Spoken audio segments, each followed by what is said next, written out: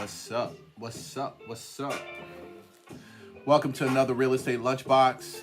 I know I had some of you guys on hold right there waiting. But I had to get my stuff together. Had to get myself together.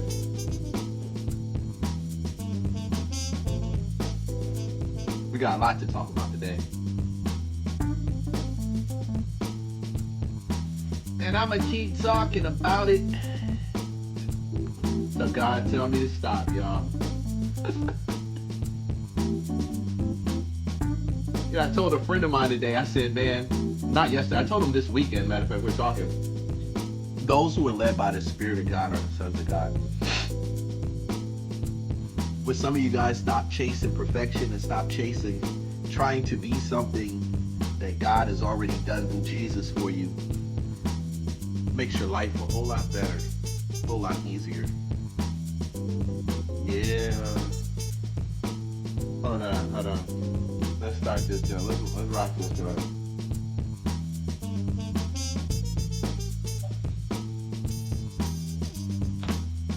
Come on, my man.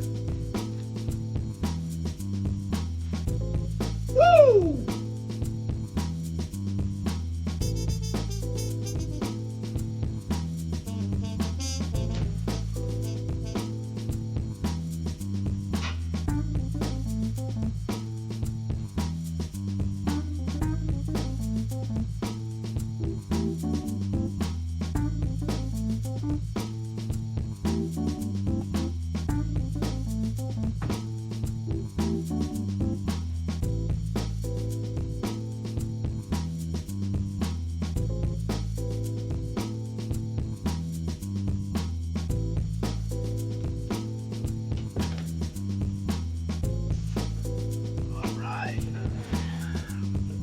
Oh.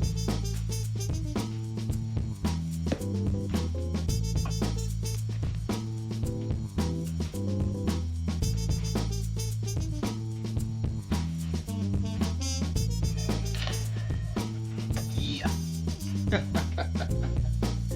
Welcome to another Real Estate Lunchbox. I am your friend, your host, your guide, telling you a bunch of stuff you can choose to listen to or not to. My name is Leon Duncan. I'm a licensed real estate agent, broker, investor.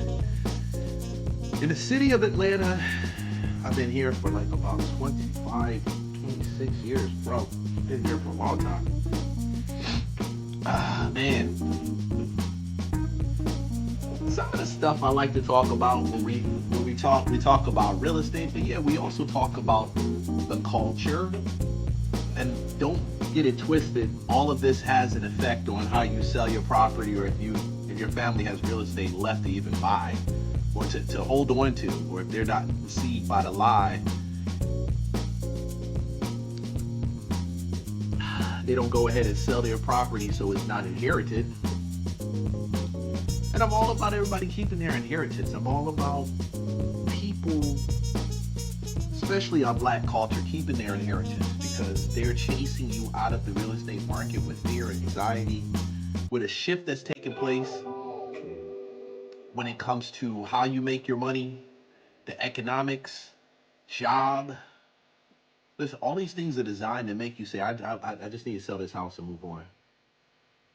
Yeah. And I'm here to tell you that you don't need to sell it. You shouldn't sell it. I don't want you to sell it. I want you to hold on to it. I want you to understand the climate. And I would love for you, man, to really take a look at the big picture. The big picture is less about you owning your property and more about you owning your property outright. The big picture is more about the climate and the atmosphere in your local city, municipality. All those things determine that legacy that you are striving to leave for your children or pass on. So when we have rioting that takes place in places like Minnesota over a shooting, an ICE shooting of a lady, a protester that wasn't even supposed to be there to begin with. She shouldn't have been there. Protesting, and I'm about to show you the bags and bags of money that are flying out of Minnesota airport. I don't know the name of Minnesota's airport. Doesn't mean anything to me. I'm in Atlanta, the largest airport out here in the freaking country. Most busiest airport in the country. But they're flying it out. That's probably why they're able to get the bags out, because nobody cares. Nobody knows that airport sits as a hub, but not a main hub.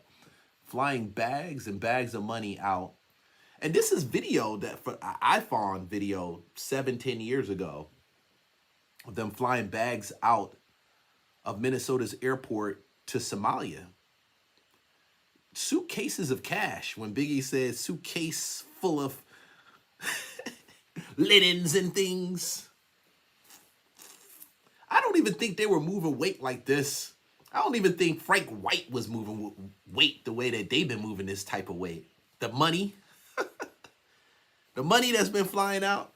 So when people start talking about it, now we have protests, we have agitators, we've got all these guys getting out here. And these are people that don't, and what's crazy, I was looking at these are people that don't look like me, protesting for people that supposedly look like me, well, are same color complexion, right? Who are robbing them blind. And I sit back and I'm wondering, what kind of insanity is this? Like, it doesn't make any sense to me, but hey, I'm just one guy on a spoke.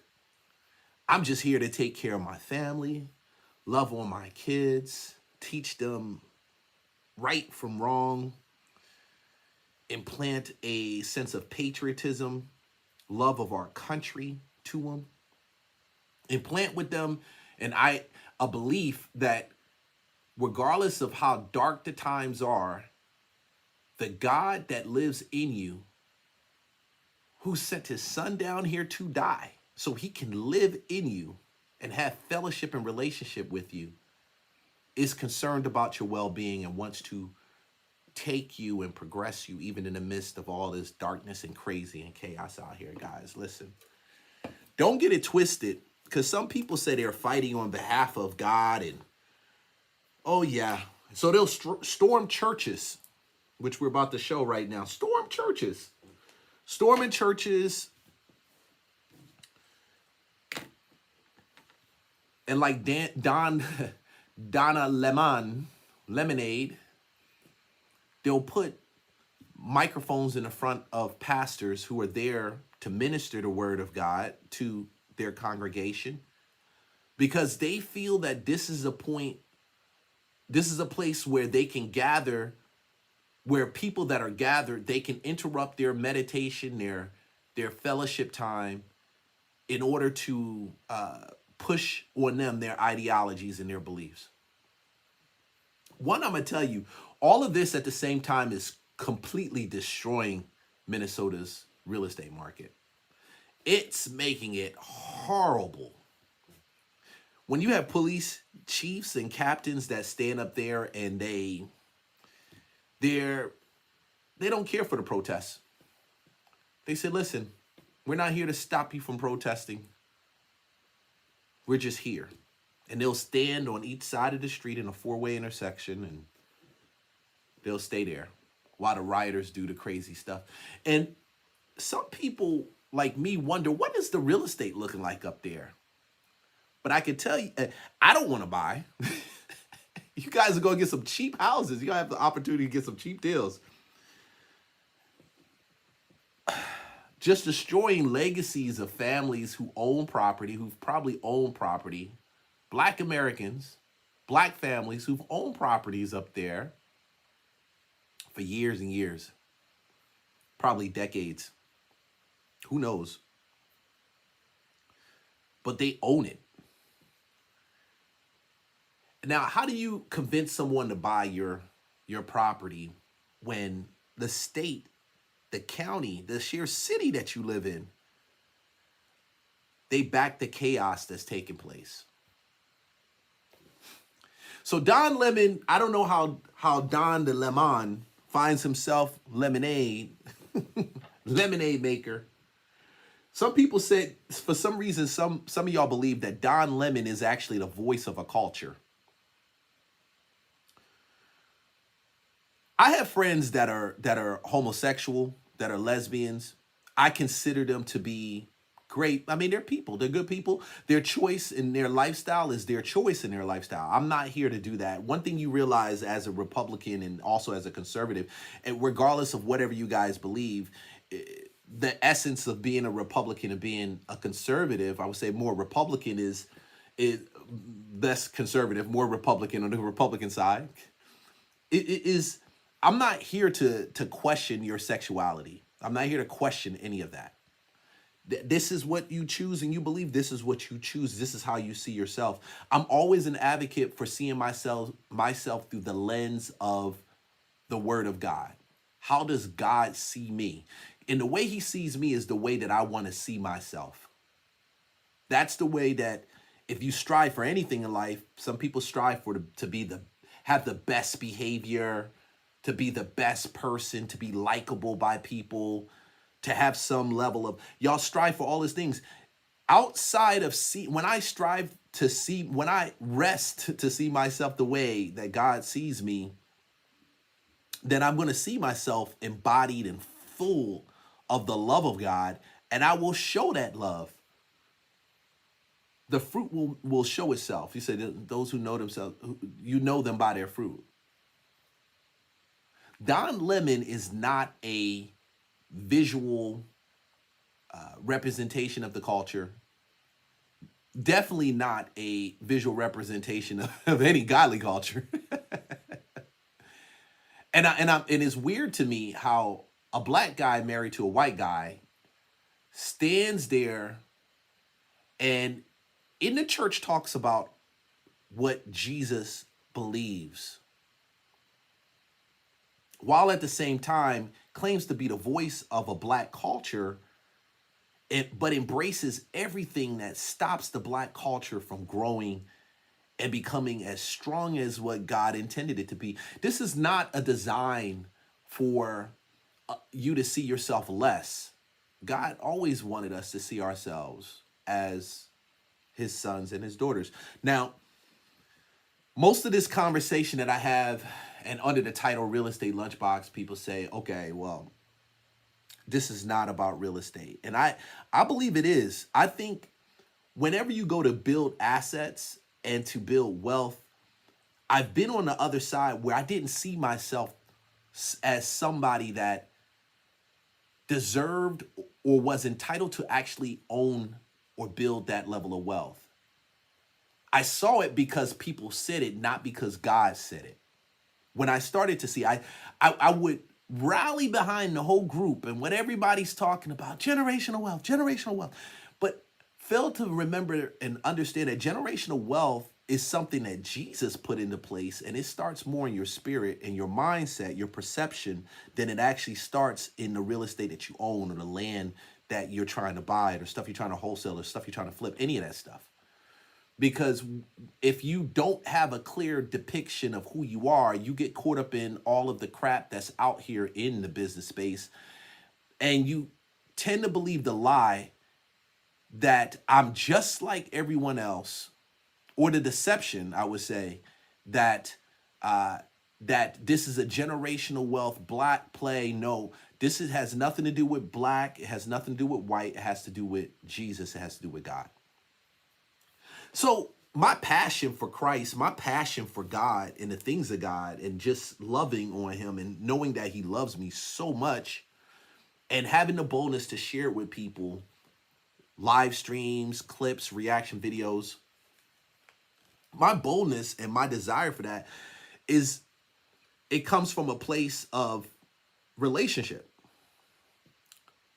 So when I sit back and I see protesters who have a clear issue with the federal government, a clear issue with how things are being done legally, decide to storm into, disrupt a church full of believers,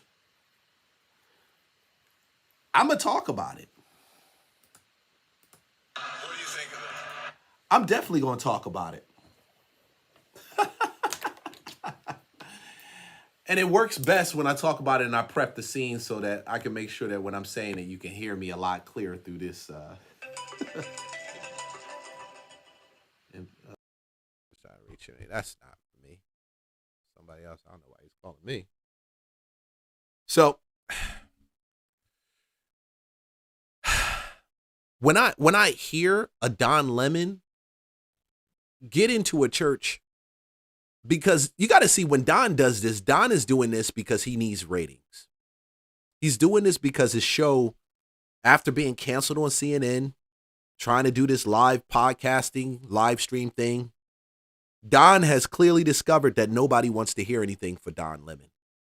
Don has, and he is discovering that he has to go to places, insert himself into conversations, and lead and be on the side that I know is the wrong side of history, but more importantly, the side that doesn't care about the expression of religion, the freedom to practice and to worship,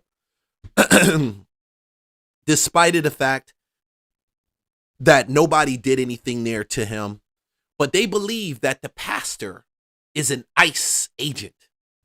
So they stormed this church with believers who are sitting down there and worshiping. As a believer myself, man, as someone who loves God and he appreciates the opportunity to be able to live in this country, to serve and to have children here, to build a life, to stand for these principles of patriotism and the love of a country. Y'all misconstrue with the perfection of a country, but the love of a country that a lot of these other countries and people are jealous of, or they don't care too much about, or they aspire either to be here. But there's a lot of nefariously notorious stuff taking place. Is that even a word? I don't know. But Don Lemon, man, Don Lemon is the worst of the worst, bro. The worst of the worst. I mean, this is unacceptable. It's shameful. It's shameful to interrupt a public gathering of Christians in worship. But there were folks who will say, I have to take care of my flock. okay, my but listen, family. we live in there's a constitution in the First Amendment to freedom of speech and freedom to assemble and protest. Yeah. Not in my church. We're here to worship. We're here to worship Jesus because that's the hope of these cities. That's the hope of the world is Jesus Christ. I want to be very respectful. Please don't push me, though. We're here to worship Jesus. Yes. That's why we're here. Yeah. Okay, that's why we're here. Okay. That's what we're about. Don't you think Jesus would be understanding we're about and love these folks? We're about spreading the love of Jesus. But did you try to talk to them as a no Christian? one is willing to talk. Okay. I have to take care of my church and my family, so I asked that you actually would also leave this building. You don't want us to chronicle what happened? Unless you're here to worship. I'm always worship. I'm a Christian. We're here to worship. Yeah. We're here to worship. No, you can't be a Christian because you drag your mic and you thrust it in the pastor's face and you demand for him to have a political conversation when we're having a spiritual conversation. And no problem, we can talk about those immense. We can bring both of those topics together. But is this the time and a place even to have it? Okay, somehow you believe in that, we're on MLK Day, that it's okay to do this in a church that you wasn't invited into, and to disrupt their service. This is when Don Lemon hits my hits my punk list. Oh no. Yeah. I'm on him now. I'm on him for every Christian and every believer that watches this and feels so freaking disturbed. I'm on him for his lie that he is a believer. You don't know God. You have no conversation with him. What you have is a conversation with someone or something else. We don't know what it is right now, but it's definitely not the Spirit of God. And I'm all for, I'm cool with these conversations being in the church house, honestly, but I'm not cool for the disruption. I'm not cool for believers in fellowship, and then all of a sudden, because you feel the pastor is a member of ICE or has ICE leaning, you barge yourself into their church and you disrupt their worship. That's the worst. That's the worst. Okay. Thank you very much. I appreciate it. Now, I say if this was a mosque and they were rallied behind the federal government quenching the chaos that's there, would you go up into that mosque and do the same thing? I don't think so. I don't think so. I don't think you would go into the mosque. I don't think you would go into a synagogue and do the same thing. I don't think so. Whether you believe the leader of that mosque or the rabbi of that synagogue was affiliated with ICE, you would not do the same thing. You wouldn't. He wouldn't.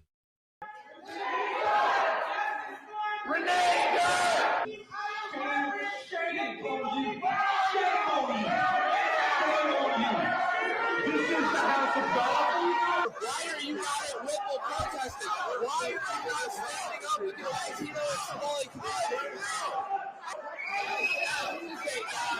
House of the devil.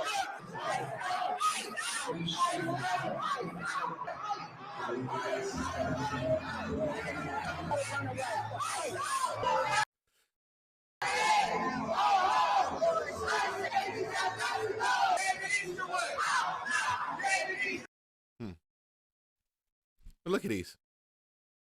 Look at these. Look at these. Look at these fools. These are the fools that look just like me.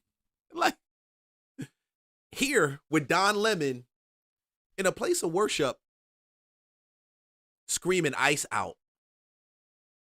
Bro, this is a different level. This is a different level of chaos. And it's actually a form of spiritual warfare. And I know that the body is not a church. This, like the body of Christ, is us when we come together. Especially when we come together. We are his body. And they decide to take the time to walk into a church and to do this. Because they suspect the people in this or the pastor in this is potentially an ICE agent or affiliation with ICE. Who cares? Last time I checked, what you thought had nothing to do with me. What you think has nothing to do with me. And that's my issue with the Democratic Party. That's my issue with this whole chaotic movement that supposedly is coming against the federal government or coming against Trump. And I'm going to show you, they voting and they're protesting for Negroes that have been doing this thing, sending money to Somalia. They recorded this 7-10 years ago, millions in a suitcase. A lot more than some of these protesters are actually being paid to cause the chaos that they're causing. Because in their ignorance, they don't even know what they're advocating for, I believe. But one thing I do understand, and I get it, is that they believe that they need to fight for something against the orange man that they don't like. So you go into a house of worship and you cause chaos. We have a duty to win. Justice for our immigrant neighbors. Justice for our immigrant neighbors. Justice for our neighbors. While your immigrant neighbors are robbing you blind. This will always make a very interesting content, I'm telling you. When you see the psychology of people because of the hate that's in their heart, the dislike that's in their heart, and their misled passions for what they believe. Misunderstood passions. The passion that's written in a narrative that they only see this, they don't see none of this. This is where we're coming to. Renee Good. Renee Good. Renee Good. Renee Good. Renee Good. Don't shoot. Don't. Now, Renee Good is the martyr that they're just like Trayvon. This is not the Trayvon Martin. Just like the other one with his neck, George Floyd. They need a martyr They need a reason to defy and to break the letter of law. And Renee Good became the face of this Minnesota protest movement. And now they're trying to go to Florida. They're trying to go all these other places screaming Renee Good. Shoot! Don't shoot! Don't shoot!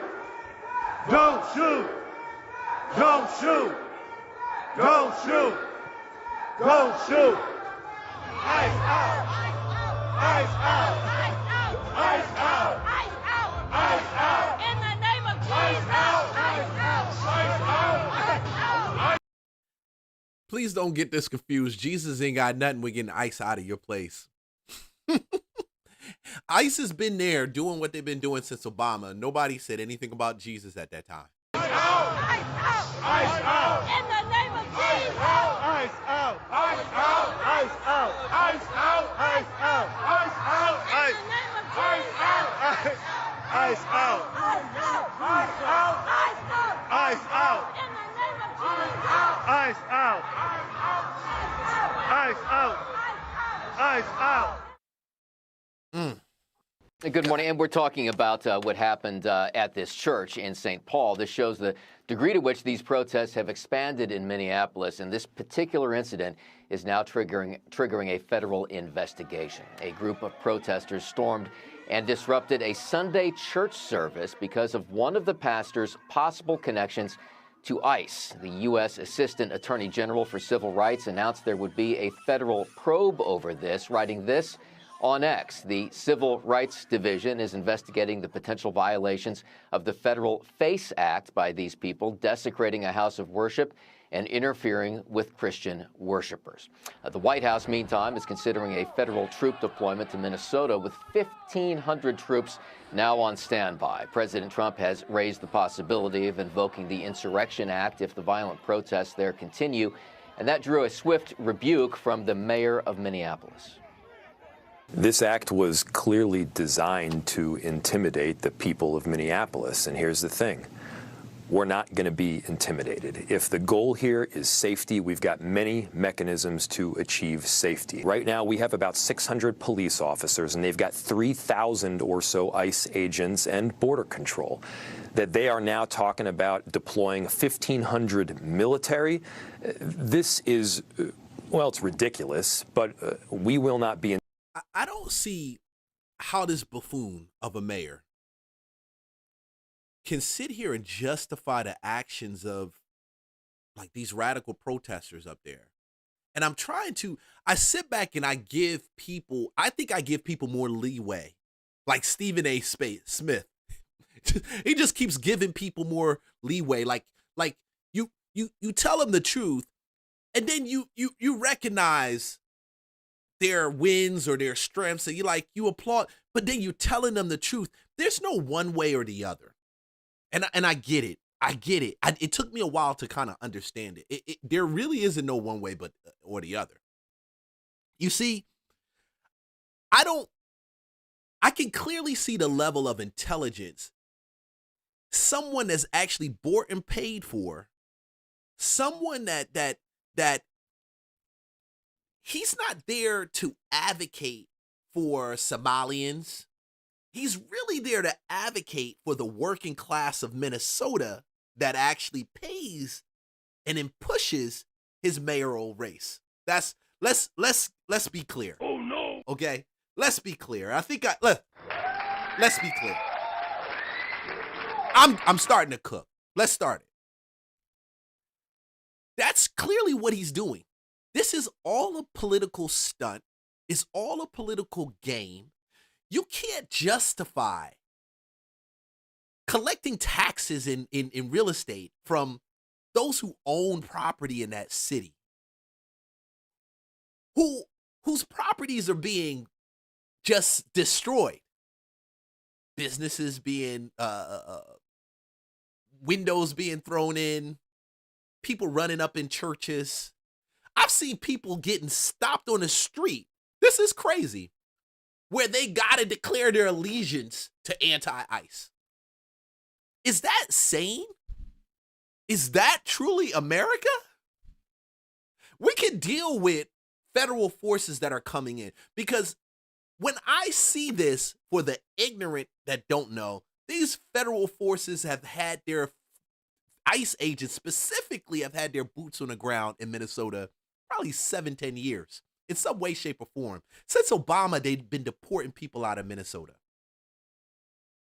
Trump has a way of making people, making some of them, you don't do that to me, making the left, let me clearly define that, get so uneased, they can't really, they get deranged. They see them and they forget all common sense and they just respond from an emotional place.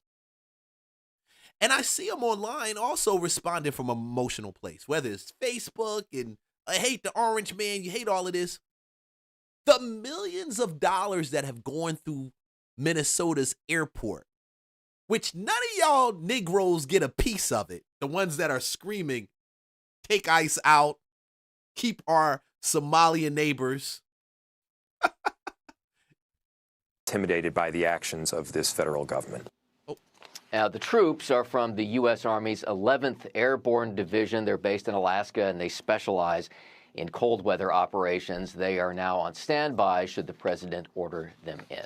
Todd and Carly. All right, Doug Lazater live for us in Washington. Doug, thank you. Let's bring in former DHS advisor and former Secret Service Supervisory Special Agent Charles Moreno. Charles, thank you so much for joining us. So over the weekend, as Doug was laying out, you had the disruption of this church service where people who were praying were forced to leave. Many people across the country are going to see that as a bridge too far. There's this other viral video that shows an ICE agent speaking directly to the camera as protesters were honking their horns, saying, what you guys are doing right now, you're supporting a child sex predator who we are trying to arrest. So that video is also going viral. Just your thoughts on these two incidents as those protests are still raging on in Minneapolis. Well, good morning. There's been a lot of red lines crossed already, both by the governor and the mayor of Minneapolis, as well as these protest groups, some originating from the local area. But as this continues to expand, many protest groups will continue to originate from outside the area and even the region as they become more organized and more disruptive. Look, unfortunately, the position of Democrats and sanctuary cities is not going to change anytime soon. They are going to continue to play a role in inciting and obstructing when it comes to the enforcement of federal immigration laws. And they'll continue to villainize ICE at every opportunity they get. This can all be much simpler for authorities in Minneapolis if they collaboratively worked with ICE, allowed them. So I will never be in a place of justifying any of this stuff that these protesters do. And I'm all for protesting, no problem. But when you clearly know that you have rapists, that you have pedophiles, that you have murderers, that you have people that broke in here illegally, and you have no idea what their background is like, and you feel that this is the response because it's targeting a community which we already know bags of money have going over the water into back to their country to support whatever nefarious actions that they conspired with their people to do, okay? Whatever it may be. But to sit back and push out ICE from actually doing something that cleans up the community, forgetting the fact that we had that young black girl who was murdered and killed by a Guatemalan illegal alien that was here. Illegal. Because you have so much anxiety that the federal government is coming to get you, or that they're coming to push these people out, you ignore the wrongdoings of the people that you defend, that you're saying you're defending. You ignore them. And more importantly, you ignore the people that are citizens of this country, the people that pay the taxes here. You ignore them completely. And you would rather have our tax money going to these guys. This is hilarious. Into the jails and allow their state and local law enforcement to work with them. But that's not something that they choose to do. Instead, they choose to give unrealistic ultimatums to the federal government, saying that in order for things to be peaceful, ICE needs to leave. And that is never going to happen. So, in light of what you just said, we have federal troops that are at the ready, in position, should Donald Trump send in the troops, the federal troops, to Minnesota. Well, I was on record here the other day with Fox and Friends saying absolutely. The conditions exist on the ground. The president has the clear authority, and the Insurrection Act should, in fact, be invoked. It has become impossible. You know, when I'm looking at this and it's MLK Day, I can't help but see a lot of that 67, those riots that took place after the death of King, the riots that took place that destroyed neighborhoods, the riots that took place, which some black people now left because of the destroyed neighborhoods. They lost a lot of the money that was on the table when it came to appreciation because it was a momentary thing. And those same neighborhoods are worth hundreds of thousands of dollars, generational wealth that just went out the door.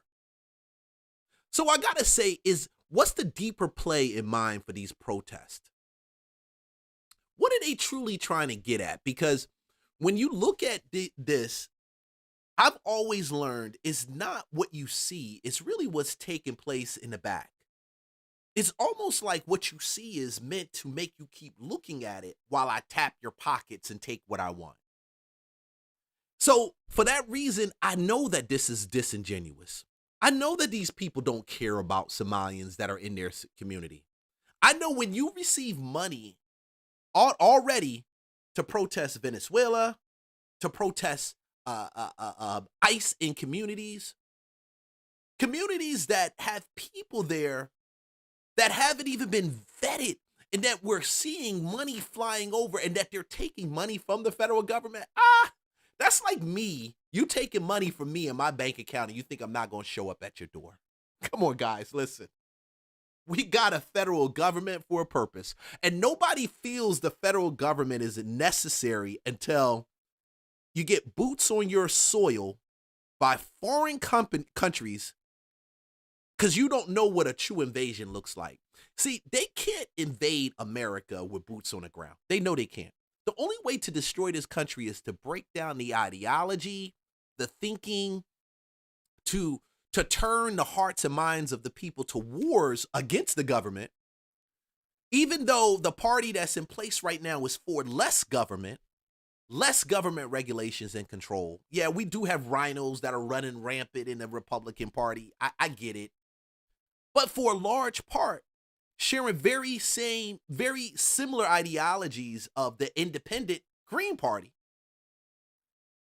We don't want the government breathing through on our neck. We don't want that. But we don't also want people coming in because the government is so hands-off, ripping off the government, ripping off our children, and we got to pay our tax bill every year. We got to pay it. If you're a business owner, you got to give your money. You got to keep those books. You got to keep that shit in play. You got to do that extra work as an entrepreneur. But then on top of that, if you're W-2, that money comes right out your paycheck. 30% taxed by the federal government, taxed when we buy goods and service products at the store, taxed when we buy a car. We're taxed so many different ways. And they don't think none of us should be upset when we find that our tax money that's going to support or supposedly support a community is being shipped overseas. It's being used to buy Rolls Royce. Hundreds and thousands of dollars in houses. The level of insanity, I get it. I understand why they're insane. I understand why they're so emotional. And they're so emotional because when you're paid to be an agitator, What you're seeing right now is highly paid agitators. They're giving whoever paid them what they paid them for. Oh no. They don't. They don't. Very dangerous for ICE and CBP to execute their statutory authorities within Minneapolis. And at some point in time, the courts also need to play more of a role here. They have boxed the president in. They have said that while he's allowed to federalize the National Guard, he's not allowed to deploy them, that he needs to exhaust all full-time resources. Well, full-time resources includes our full-time military. And that's why you now see 1,500 full-time military on standby, ready to come in. But the Insurrection Act, I think we're going to see sooner rather than later. Well, the president has put 1,500 soldiers on standby for possible deployment. At the same time, the governor has placed the National Guard on standby for potential deployment as well. I mean, if both groups of service members are deployed, who will be defending what? And what does that look like? Well, if the president declares the Insurrection Act in effect, then he takes control of both the full-time military and the National Guard. So we wouldn't have a scenario here, which we've heard Mayor Fry of Minneapolis talk about many times, where we'd have a situation of state and locals fighting with ICE agents. I know they'd love to see that happen, but it's not going to happen. I don't think you'll see state and local law enforcement ever follow that type of guidance. But when it comes to the military, we would not have a scenario where the full-time military is now going up against the National Guard because one was activated by the local government as opposed to the federal government.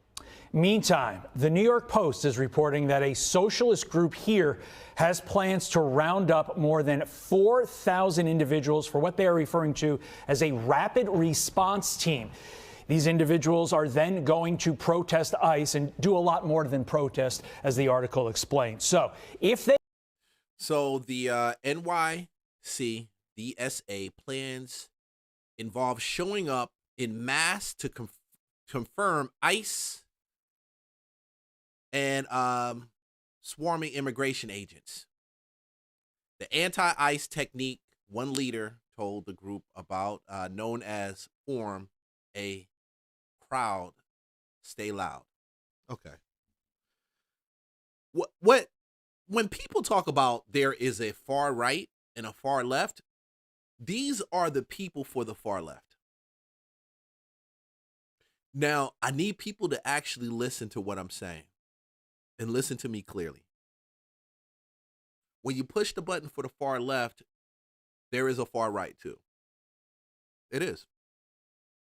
I don't agree, so I don't really push or even say anything about the far right.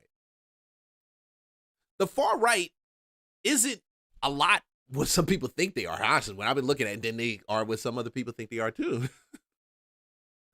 But when you see stuff like this happens, if the federal government ever loses control of it, then now you will see another culprit come into play. This is the reason why I say African American, Black Americans. I would say Black Americans. People in a Black culture, we have to be wise enough to know when we're being played. We have to. We have to be wise enough to understand that we're being used as pawns when we jump in this and we protest at churches and some of these other places as pawns by the left. Pawns. Because they don't care about us. They don't care about you. If anything, the same foundation that allows you to have children, to find someone you love, to raise a family, to live freely, they're completely against it. Because it doesn't fit their narrative that your money that you make and give to the federal government, it doesn't fit their narrative that money, because what they believe that money, what they're telling you is that money is the money for everybody else except for you. That money is not really to maintain the structure of the country. It should be used to support programs like the programs you see in Minnesota. So when they come and they do this, I keep saying, they're not just destroying the fabric of the city. They're destroying every last Black American and every last American that has a piece of property in that city of Minnesota. They're stripping away all the value and limiting their generational wealth growth.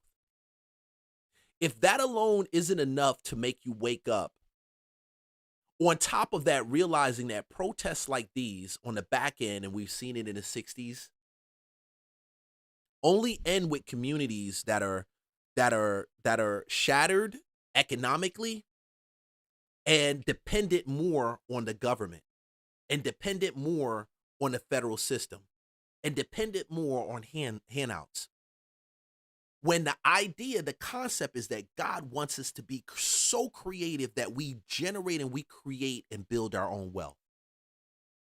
And that wealth comes from that creative spirit, that spirit of God that's in you that tells you that you can do all things through Christ, that tells you that the challenges that you face every day, you're not walking by it by yourself, you're walking with him, and he's going to give you the wisdom to do it. These people don't believe in anything like that. They don't believe in anything like that. They believe that the 4,000 anti-ICE activists that they're trying to swarm in New York and bring to all these other places, they believe they're doing it, and they're telling you that they're doing it for disenfranchised minorities. When the best thing you can do for disenfranchised minorities is to move out their way so they can be creative and grow and contribute to society. So they can go through the pressures and they can go through the pressures, that's really what it is, that come their way that they can use now to create generational wealth, because Black America has done it. Regardless of my qualms with the Black culture, sometimes, and some of the degeneracy that I see, the craziness, God has always blessed Black culture to be creative, to create, to make, to be a blessing to other groups, ethnic groups, to now think of things and that they wouldn't normally think of. But now you cripple them. You're crippling them when you're saying this federal government needs to continue to supply the needs of the people that's in that culture. Being Somalians that now they're there, they're present, they make up most of the city. The federal government is in no place to stop them, even though they've been there for I think a decade. They've been there since 2016, like way past that time, going back to Obama. They've been there for a while. They've gotten their degrees.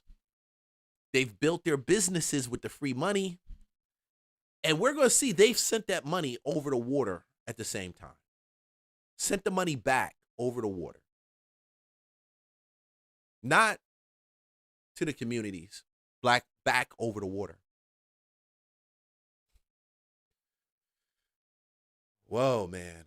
Obstruct federal law enforcement, Charles. Do you think DOJ needs to prosecute every single one of them in order to ultimately send a message in order to get this obstruction to stop? Yeah, I've got to say, like I said, the red lines have been crossed, especially in Minnesota. I believe investigation should be well underway, not just being looked at with respect to obstruction, incitement, as well as threats against federal agents. And I think those charges, or potentially those charges, should be explored in other sanctuary locations as ICE continues to carry out their mission. They need to stay there.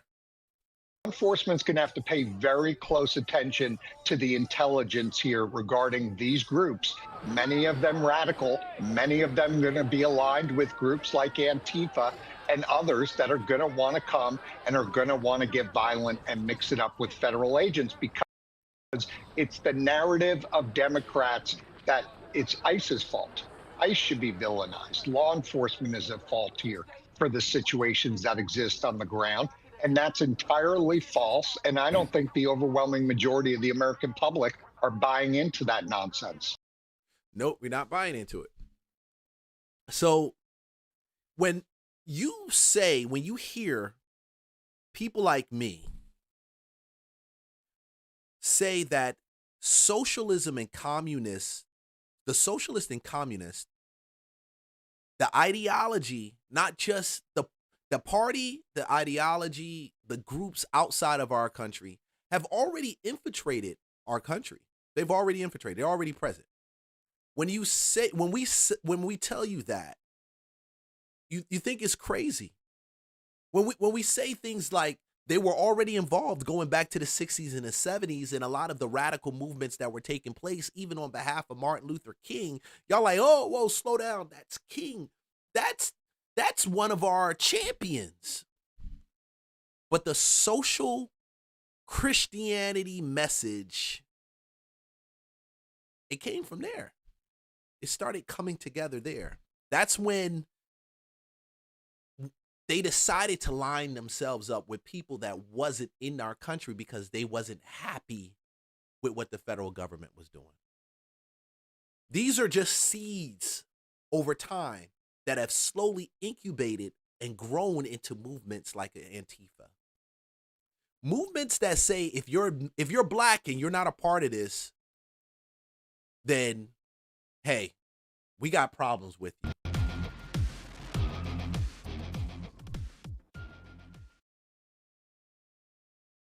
Welcome back, everybody. As we continue to keep an eye on developments in Minnesota, we're going to turn our attention back to the Somali fraud investigation. As we've discussed before, authorities have discovered suitcases containing hundreds of millions of dollars in a Minnesota airport. Now, in the meantime, Republicans are working to cut funding for Somali-led organizations with alleged ties to the massive fraud scandal. Now, as the FBI pushes forward with its own investigation, one key question arises. What does accountability even look like in this case moving forward? So joining us now to talk about all of this and more is New York Congresswoman Claudia Tenney. Congresswoman, thanks so much for being with us tonight.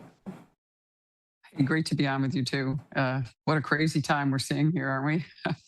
Absolutely insanity. And I know oversight in the House is looking into these fraud allegations, but I wonder if it's even bigger than we have uncovered thus far, the $700 million in cash going out of the airports there.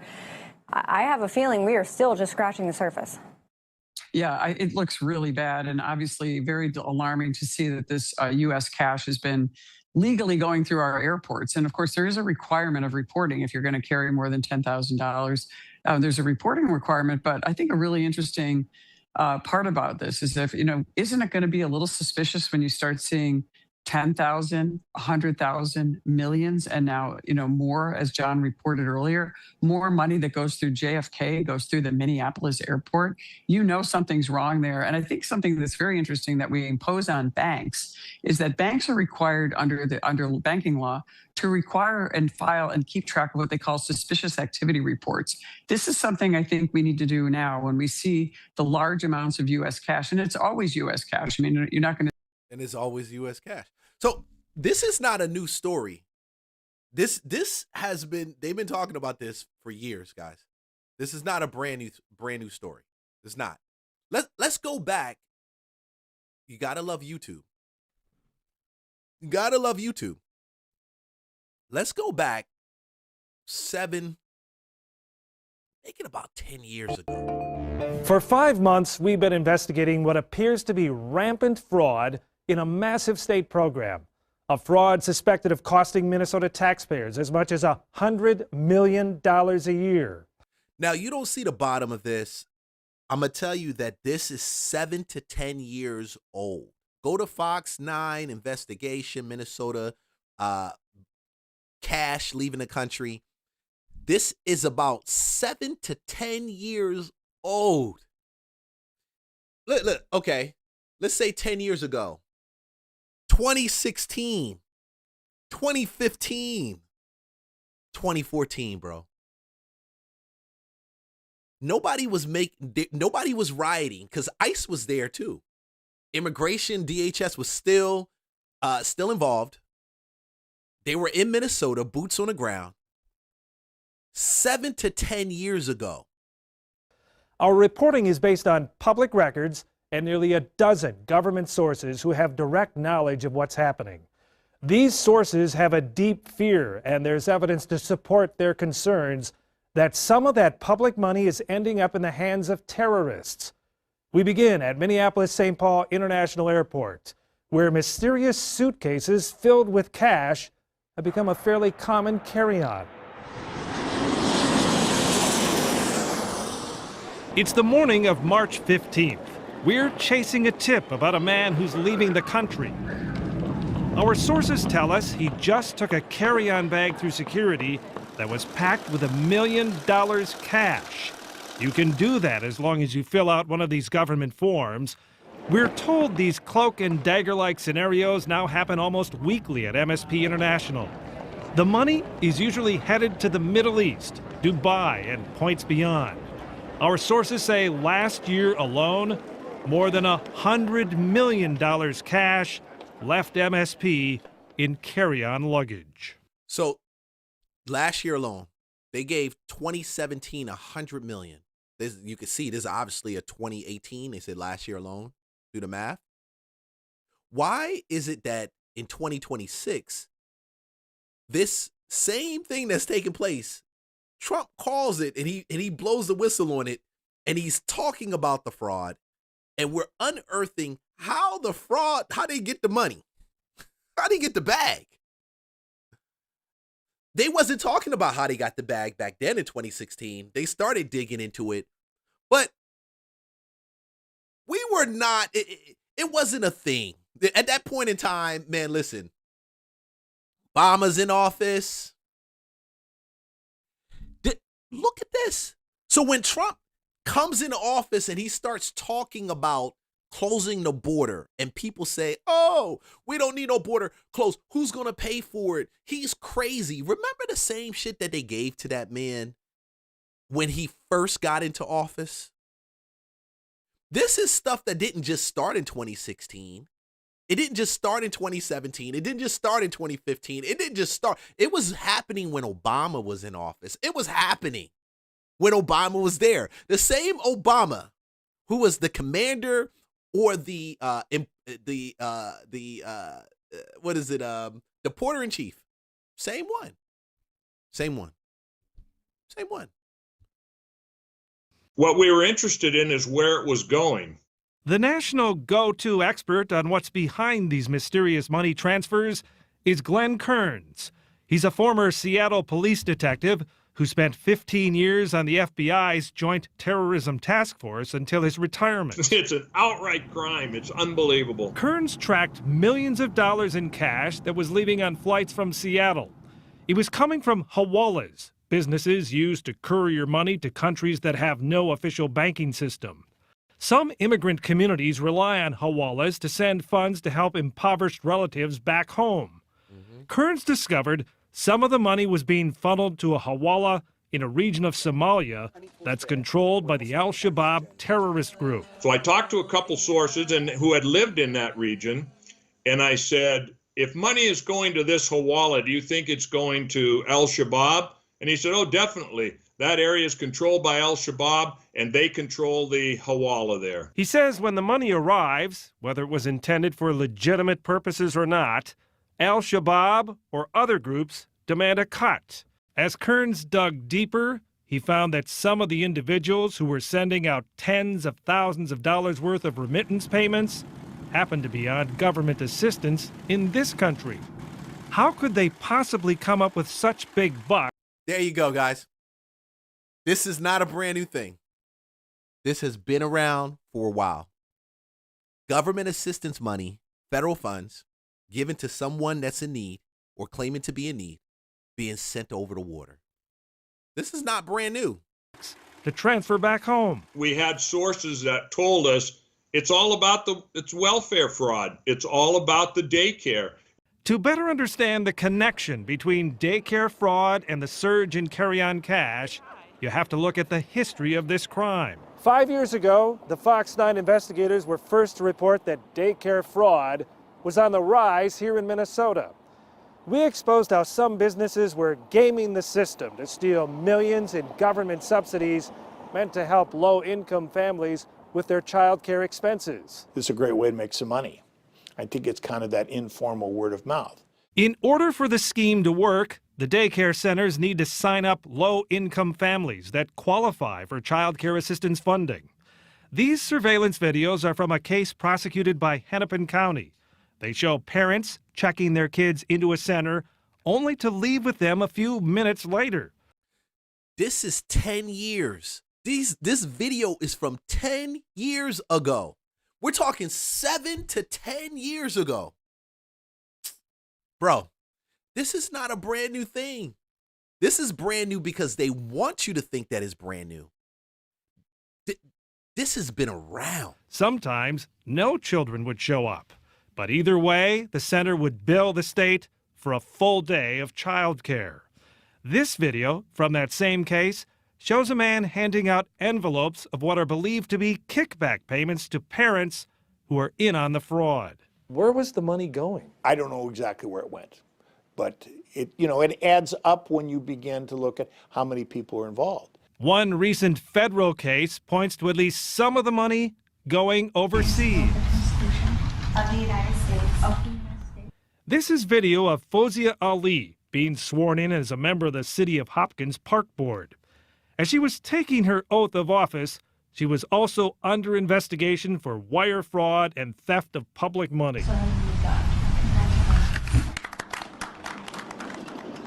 State and federal agents had already raided Ali's daycare center in South Minneapolis.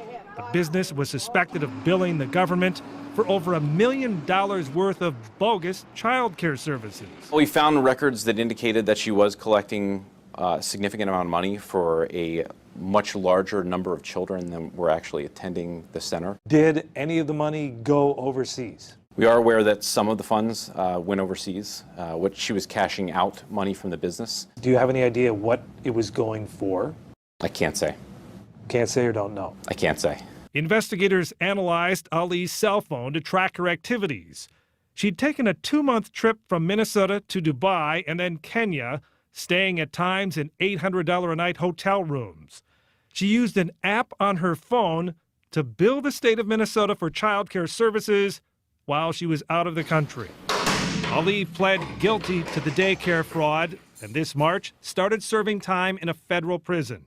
She declined our request for an interview. We believe that there's a scope of fraud out there that we need to really get our arms around and ensure that those dollars are going to the kids that really need them. The acting commissioner for the Department of Human Services told us his agency has 10 daycares currently under active investigation for fraud. We've learned dozens more are considered suspicious.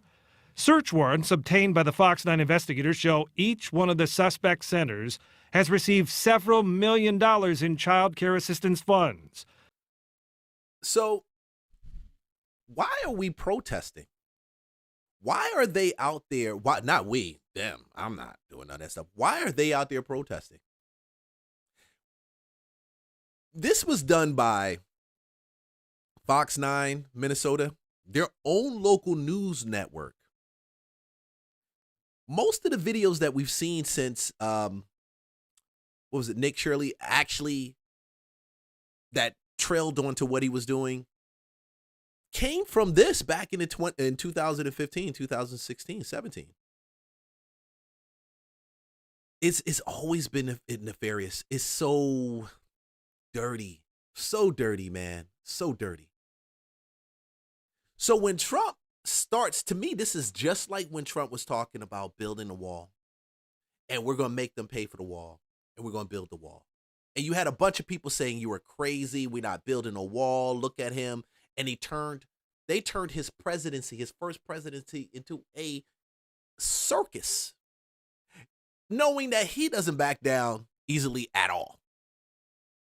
I've never seen it easily at all. But at the same time, doing this illegal, malicious stuff that's robbing taxpayers of their money. And now, 10 years later, they protesting. And According to public records and government sources, most are owned by Somali immigrants. Do you have any evidence to suggest this looks like organized crime? There's a common pattern in how a lot of these are carried out, but beyond that, not something that I would directly categorize as organized crime. Organized crime, y'all. That's what it is. Organized crime. So they've been doing this organized crime thing for a hot second. This is not something brand new. All the chaos and the confusion that's taking place in Minnesota is just, it's been there, it's been brewing, and they're clearly protecting a network that already exists. A network which funnels money to America's enemies and to other countries using our own dollars. And I sit back and I scratch my head and I wonder, why do Black Americans feel this is a worthy fight to get involved in? When I say get involved, meaning for Somalian nationals who live there and have been doing this for a long time. You know, people come to our country, Africans come to our country, they go right to Minnesota because of the free stuff that they know is already there, that they get already. And you know the saddest part about this is that this is only the second year that Trump is in office. And he's only got 3 years left, right? This year, 2 more years. The people that were in office prior to Trump, Obama, Biden, even Clinton, they were aware of a lot of this stuff that was taking place. Biden never turned around and said anything about it. Obama never did anything about it. But yet we have to say these people are patriots and that they love our country. And I think that is the worst thing.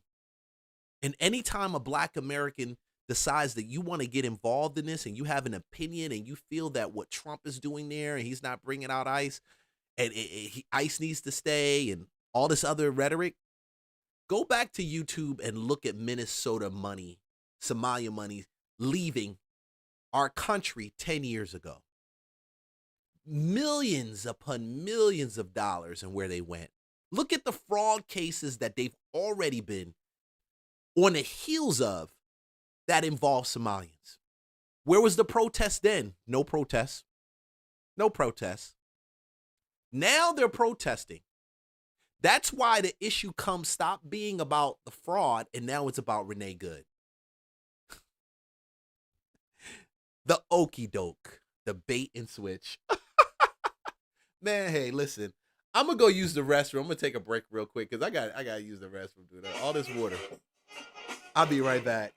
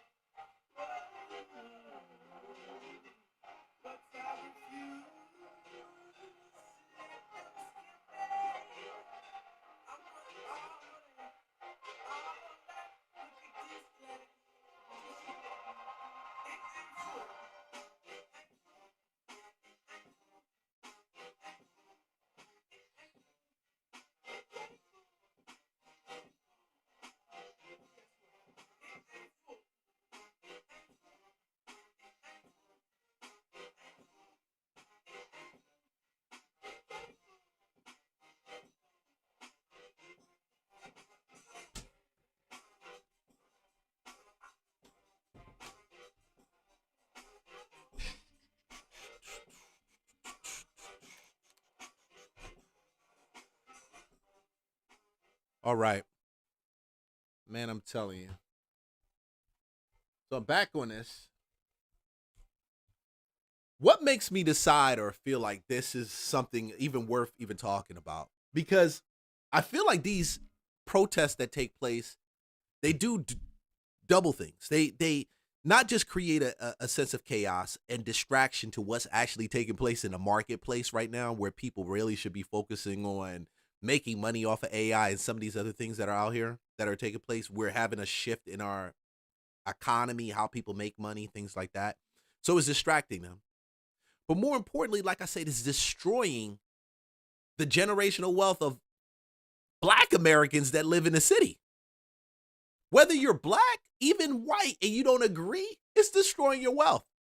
This thing is going to cripple Minnesota to a deeper level. But Minnesota's been dealing with this for the last 7 to 10 years, man. The suitcases of money that's been going through their airport, this is not a brand new thing. But it becomes a new thing when you get people like the Black Panther Party, the new Black Panther Party. Now, I'm going to tell you, back in the day, man, I wanted to be a part of, I thought I was going to join one of those satanic fraternities. What was that? Sigma? Look, some of y'all don't like it, but I'm going to say it, bro. I thought I was going to, because Huey P. Newton, I would need to slow down, because they said you can't slaughter our name. I was pledging to say, it's Huey P. Newton. Because he was a Black Panther. I thought it was the most impressive thing. And that's the deception that has our culture, but that's another conversation for another time. But we've got now a new Black Panther Party. And they're claiming that they're here to serve the minority and disenfranchised community. And they're showing up for Renee Good. I'm wondering, where are you right now when some of these YNs are killing each other in Chicago? Where are you when illegal immigrants, it's not immigrants, illegal immigrants, people who aren't supposed to be here, from Guatemala, Honduras, some of these other places, who are notorious for raping and killing, are doing that to Black women, Black people?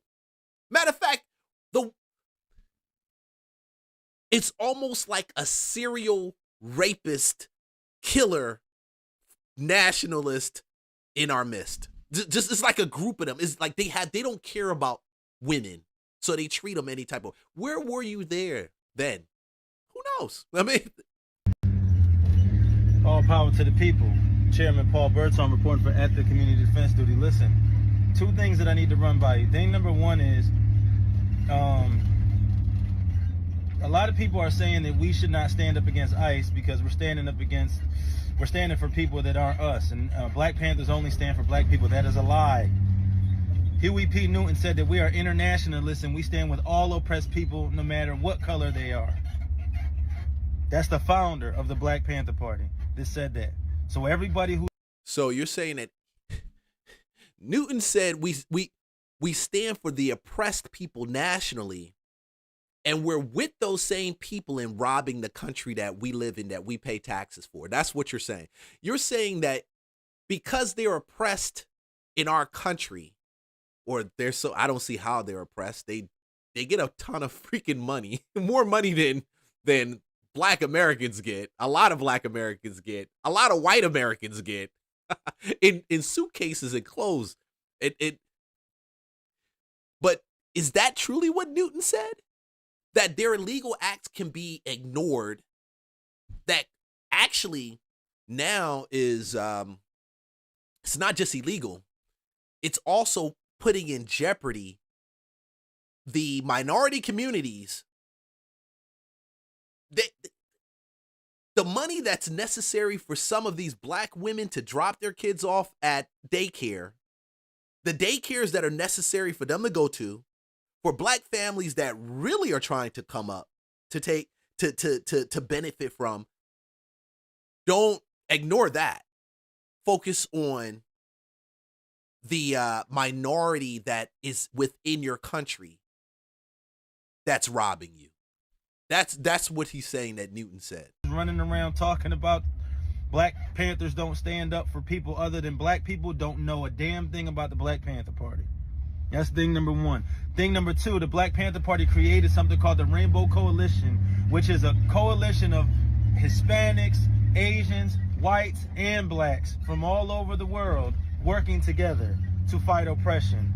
Again, the Black Panthers stood with the Mexicans, stood with the Puerto Ricans and the Dominicans, stood with the Japanese, the Vietnamese. The Black Panthers did a whole campaign to end the Vietnam War because they stood with Vietnam.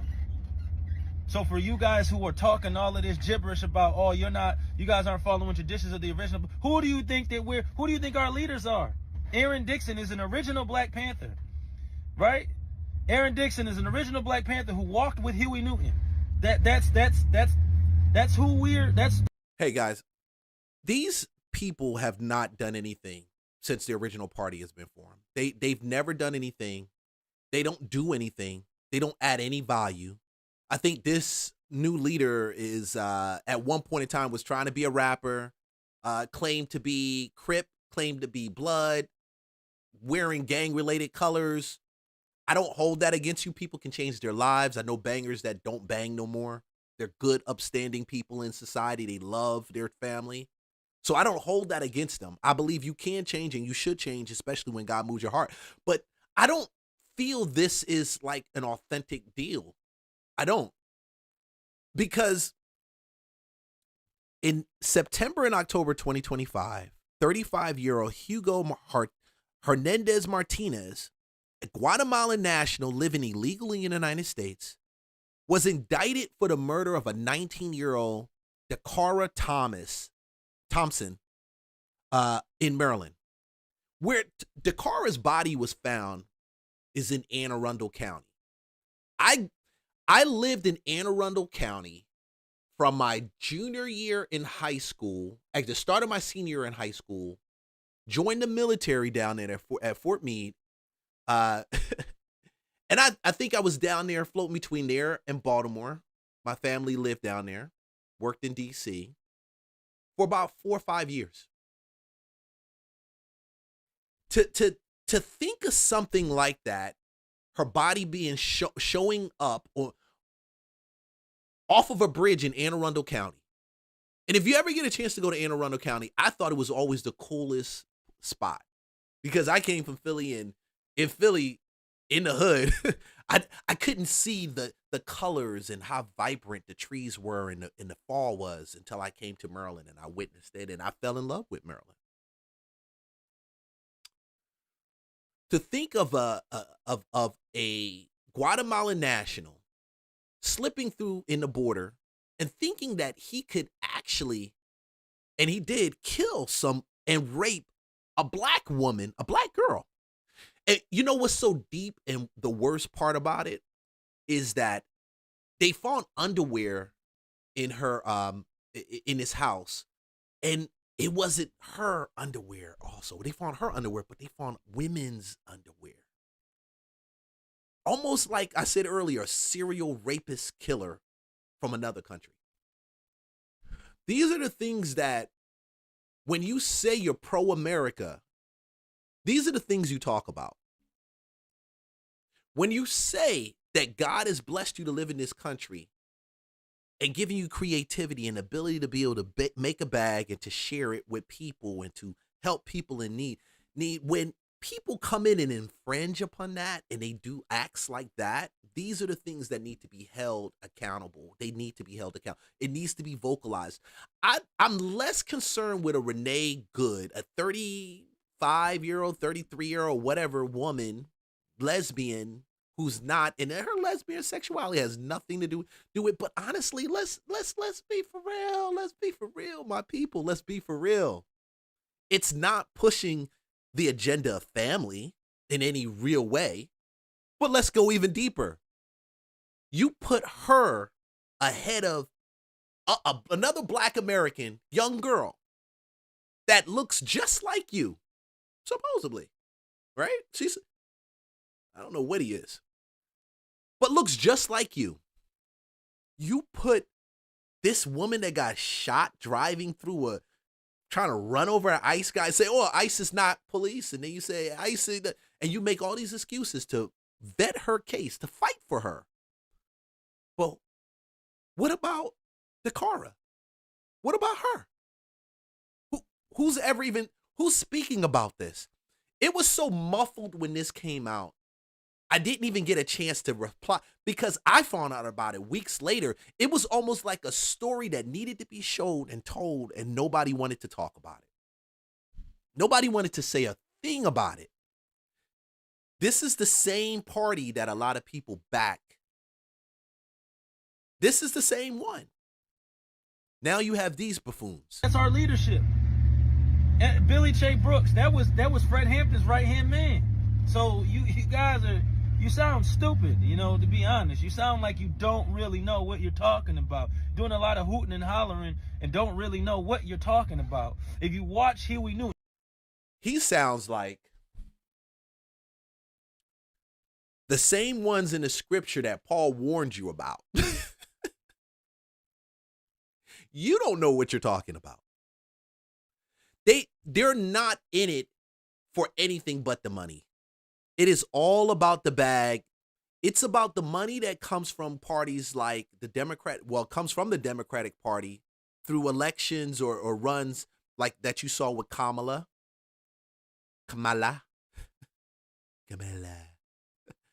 It's people like her who give money to these local outreaches, nonprofits, and they get their bag so they can go into the community and influence the community to stay on the side of the black politician and the Democratic Party. That's what it sounds like to me. Because they all got a bag from Kamala. The NAACP got a bag. It was a couple other nonprofits throughout Chicago that got hundreds of thousands of dollars. This guy got a bag, and that's what made him show up. Huey Newton's speech, he specifically says, we are not black nationalists. We are internationalists, and we stand with all oppressed people across the globe, no matter what your ethnicity is. Come on, man. Y'all don't know what you talking about. You telling us what we're supposed to be doing as Black Panthers, and you don't know the first thing about a Black Panther. All power to the people, though. And he does. He knows it better than everybody, right? Child, 2026. My bingo card for 2026 is all messed up. Because I did not have the clown Panthers on my bingo card for 2026. When I was a little girl, and I would hear the stories of the Black Panther Party, I was so excited and proud that they used to fight for the rights of Black Americans. But now, it's like you had a favorite Disney movie, you know? And then somebody went and turned it into a live action flick. Oh, this is about to go because I was loving the Black Panthers too. When I learned about the Black Panthers growing up in high school, in grade school, I was like, man, those dudes is dope. And they put Jussie Smollett as the star of a princess movie. Like, what am I supposed to do with this information now? These people are calling themselves the new Black Panthers. And there's been a lot of things that they should have been fighting for the Black community, like getting our daddies back and ending abortions and gang violence and all this other stuff. But no. They came for Renee Good. Yeah. Jussie Smollett is not a good Cinderella at all. Ain't the Black Panthers. Hey, I would have loved to see them show up for Dakara. I would have loved for them to show up. They didn't show up for the right person. And for that reason to me, it's all disingenuous. And disingenuous. Because they're showing up for the wrong person. They're showing up for the bag. They're no different than those paid protesters for Venezuela, paid protesters against ICE, same thing.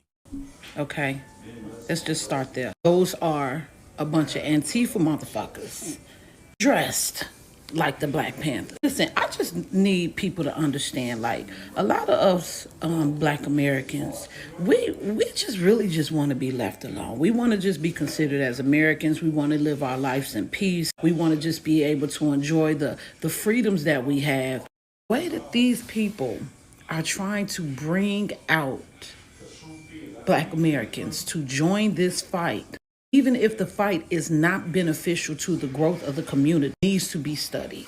Because that lets you know that they see that their plan did not work to replace you.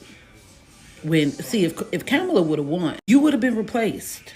But because it did not work, now they want to play on your emotion. They want to trigger you. They're using every single tactic possible to get you riled up, to reel you back in, because they realize that they are in a losing battle. They could try all damn day to try to fight what's going to happen. But at the end of the day, the man that we wanted, that America spoke for, is in office, doing what we voted for. All I'm saying is don't take the bait. At the same time, ask yourself this very valuable question. You ready? Where's all the water hoses at? Where's all the dogs?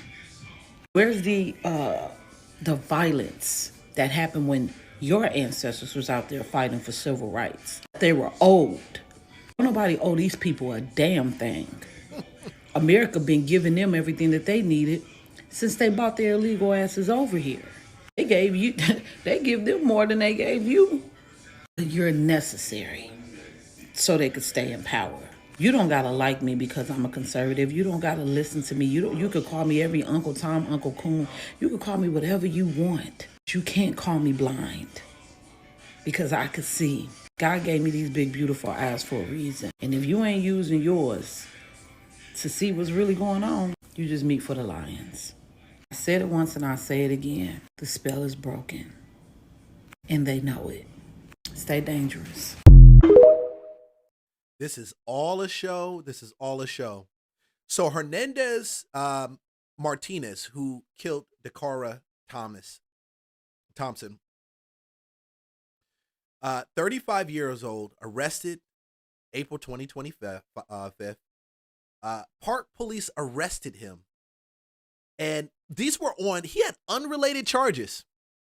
These are the people that the Black Panthers should be showing up to represent, but they're not representing. They're representing Renee Good. ICE, and they had to let him go. This was prior. They confirmed he was in the country illegally and issued a detainer. Well, ICE didn't let him go. The local police let him go. ICE issued a detainer. It was ignored. Where was the Black Panther Party then? Okay, look, I don't know who the hell these people are in this picture, but this is not the Black Panther Party.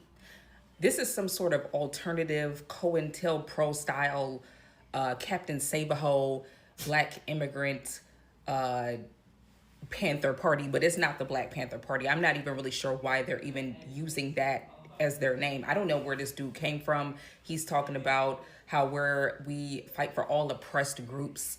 It just seemed like they just kind of popped up out of nowhere and decided to use the Black Panther Party, which I find very, very ironic. I mean, like, given like the delineation and all of that has been discussed over these last several months, I just find that to be very interesting that they decided to pop up out of nowhere with that name, and their plight has absolutely nothing to do with Black people, but yet they're calling themselves the new Black Panther Party. There is a very obvious collective effort to drag Black American people specifically into the fight to help illegal immigrants stay in the country. It's pretty obvious at this point that this is a actual thing. Like, they actually want us to fight on behalf of illegal immigrants, not just of immigrants, illegal immigrants. Like, this almost kind of feels like a PR move that nobody asked for, nobody wanted, on behalf of Black America, to say, no, guys, look, no, we're in support of illegal immigration, guys. Like with the Black Panther movement, we fight for all oppressed peoples all around the world. Just ignore this whole delineation thing. See, we fight for everybody. Like, what the hell is that? What is this about? We didn't ask for no PR. We didn't ask for nobody to come in to step in and play Captain Save-A-Ho and put our name on it. Nobody asked for that. So where the hell did y'all come from? Where did you just dropped out of Never Land? Like, what the hell is going on? I'm really truly confused. I would like to have more information on what the hell is really going on with this. They using y'all. It's all about the bag. It's all about the bag, and it's always been about the bag, guys. Listen, they using you. They using you. They want you to be sympathetic. And the craziest, stupidest part, I keep shaking my head, is that they want you to believe that everyone that comes into this country and they camp out and get proceeds and supported by this country are really for this country. Why? They're here. If that's not the most simplest white liberal mindset that I've ever seen, to believe that people coming from Somalia in different parts of the world who have no idea Western culture is and what composes it, they're here to fight for Western culture. They're here to fight for Black America. And let's bring the Black Panthers out to show them what true Black America's like. Man, this buffoonery keeps getting more and more deeper. So, let me throw this one on the screen. This is, we've got a prior sitting judge in Douglasville, in Georgia, Douglasville, who believes that throwing fists and throwing hands at cops means that she should get a $50 million payday.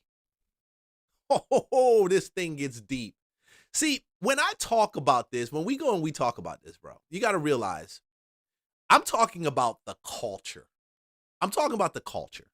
This is about the culture. The Black culture, and I'm going to tell you on this Martin Luther King MLK Day, has strayed so far in various areas from dependence on God is ridiculous. And I can't really be totally mad and upset. I feel, because at one point in time, I used to say, man, Black people just bad. They just crazy. A lot of them just stupid. And it's not, they have to take accountability. Black people do have to take accountability. Black culture has to take accountability. But we have to begin to understand that the people who teach us the scriptures, they're not all of them, a good amount of them that look like us are bought and paid for on the political side. Whether you're talking about Jamal Bryant or some of those other clowns that's floating around there. They got ties to Hollywood, ties to the Black elite. Yes, TD Jakes. I don't care about not throwing their names out there. Some of them won't. Some of y'all won't. But I don't care. I'm going to put it out there. So now I can understand why the Black culture doesn't see things in light of the Word of God. Because the misconception is that there was some thing that goes on. The Bible's been weaponized. Listen, the Quran has been weaponized. Don't get that twisted. But there's still truth in there. There's still truth in there. But when nobody teaches that, the soul doesn't change. The mind doesn't get renewed. They keep being dependent on this system and dependent on the federal government, depending on someone in the government to actually come and save them. So now you become a victim because you have to stand in your victimhood in order to receive from the government, from the system. Oh no. Your men can't be in a home. You can't be a feminine woman. You've got to be brash. You got to go and get it. You got to get your degree. You got to get your bag. And I'm all for getting your degree and your bag, but I'm not for coming out and being a not having that level of femininity. It's just gone. I'm not for that. Because when you get your degree and you get into places of power, because you don't have a foundation, the scripture talks about if the foundation be destroyed, what can the righteous do? So when you get into those places and you're making the money and you're responsible for the lives of people, you're responsible for doing right things by them, you're responsible for upholding justice, you don't have a foundation that's actually rooted in any level of righteousness. So what ends up happening is you get into that position and you abuse it. It becomes more about you than about the people you were called to serve. And this is what we see in Georgia taking place right now. New at 11, a former Douglas County judge is now suing the city of Atlanta and an Atlanta police officer for $50 million. It's all over her 2024 arrest outside of a Buckhead nightclub. In a new federal civil rights lawsuit, Christina Peterson says she was trying to help a woman being attacked when an officer tackled and handcuffed her, even though she says she wasn't resisting. Atlanta police maintained that she pushed the officer. In the lawsuit, Peterson also claims that she was left in a patrol.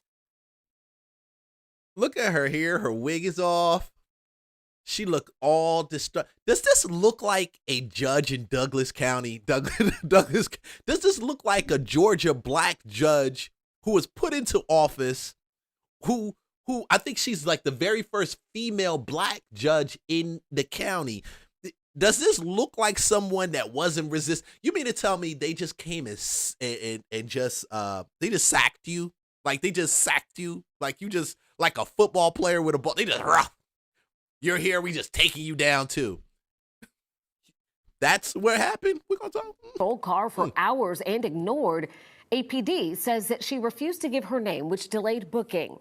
In this video released by APD, you can hear an officer explaining that to Peterson. The lawsuit says police hurt her reputation by posting what it called an edited video and leaving it up even after charges were dropped. Eric, thank you. To the I-Team now. I try my best not to drag black women because I was raised by a black woman. But you got to call out the buffoonery and the craziness that's taking place and how they act. You can't just let their buffoonery just go, because for some reason, and I've seen it before, we do got black women that just, they don't have any respect for the law. They don't care. Everything else should lean to them. They will lie. They will sue you out of a lie. They will do all these different things to manipulate situations and circumstances. Is a spirit of manipulation in various ways. Manipulate the public, manipulate the people, manipulate in their home. Because when you feel powerless, even when you're a sitting judge and you feel powerless, you still will use that piece of manipulation in your sexuality in that tied together to get what it wants. And when we don't say anything about it and we just let it go and we say, oh, they're coming after a black sister, they're trying to pull her down. She's in that position as being one of the very first black women to rise to that bench and in that office. I don't expect to see you out doing shit. I don't expect to see you in any of these local nightclubs. Yes, your life belongs to the public, to your constituents that put you in office, to the rule of law. You don't need to be out there celebrating nothing with nobody doing nothing. Honestly, you really, really don't. And people, y'all may disagree and dislike it because I'm already in a position, I already low-key feel that a lot of women don't even need to be in power. And that's crazy because their emotions, when they're emotionally led, it's scorched earth, period. It's scorched earth. And then you say, how about with men? Yeah, we do live in a patriarchal society. Yes. It is men, when men, you got bad men with toxicity. I agree with you 100%. I agree with you. But that's not the conversation right now. That's not. We can talk about that at another time. And I have spoken about that. This is more about a woman in power who has tried to manipulate the system. And I'm going to show you even deeper, which when you come and you say you're suing for $50 million, you think that you lost your position because of something that the police did, but you can't take accountability to say that you lost your position because of your shit that you did. And you think that that helps the black community? No, that pushes the black community further back, because they look at you now and they say, damn, when can we put another black female up here? Because are they all going to be like her? So when you have black women that aren't like that are really great women, that carry the virtue of Jesus Christ with them, the virtue of the gospel of grace, that of God, they're virtuous women with them. They have to deal with fighting through the clown show that people like her put up. They have to deal with that. A controversial Douglas County judge who once put a bride behind bars found herself in jail earlier today. Probate court judge. This is video back from when she did. This girl has been on the radar for the last 3 to 4 years. This is one of the most recent videos about when she put a bride in jail. How do you? This lady comes up to testify. You put her in jail. This is going back, so we can clearly understand. You're asking for $50 million, and you're claiming that Atlanta Police Department did this to you. Oh, Atlanta! I love Atlanta. I just love the city.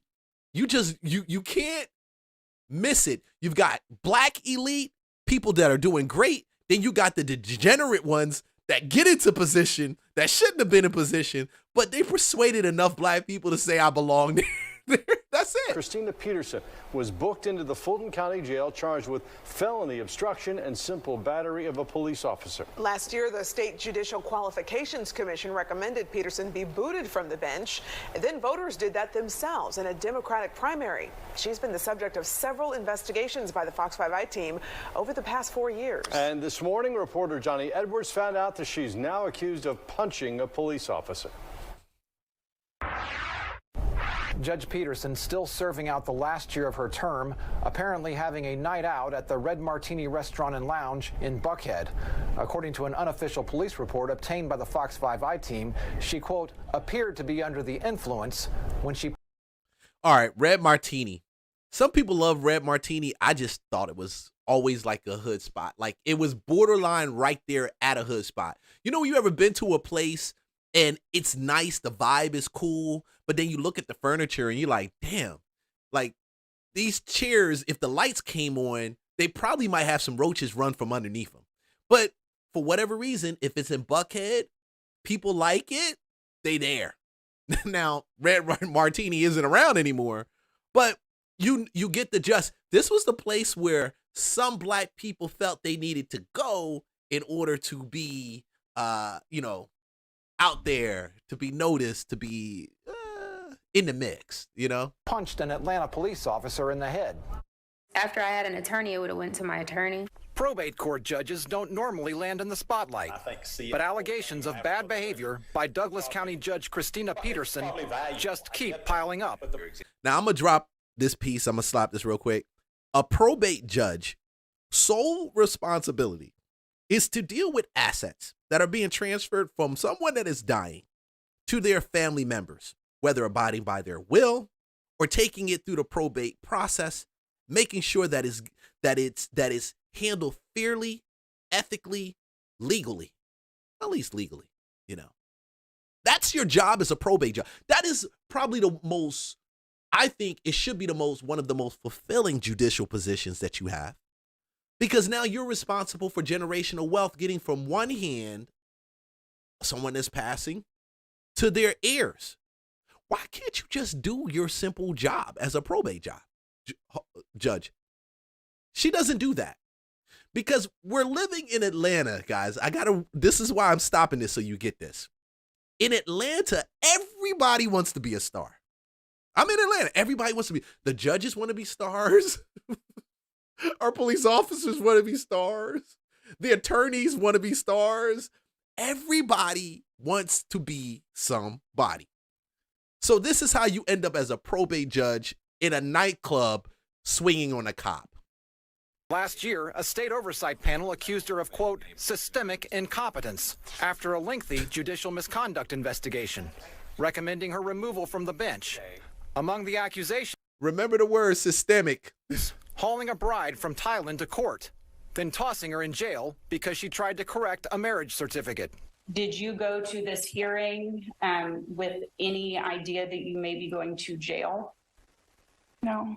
But now, Judge Peterson faces the criminal justice system herself after her felony arrest early Thursday on allegations of punching an Atlanta police officer in the head.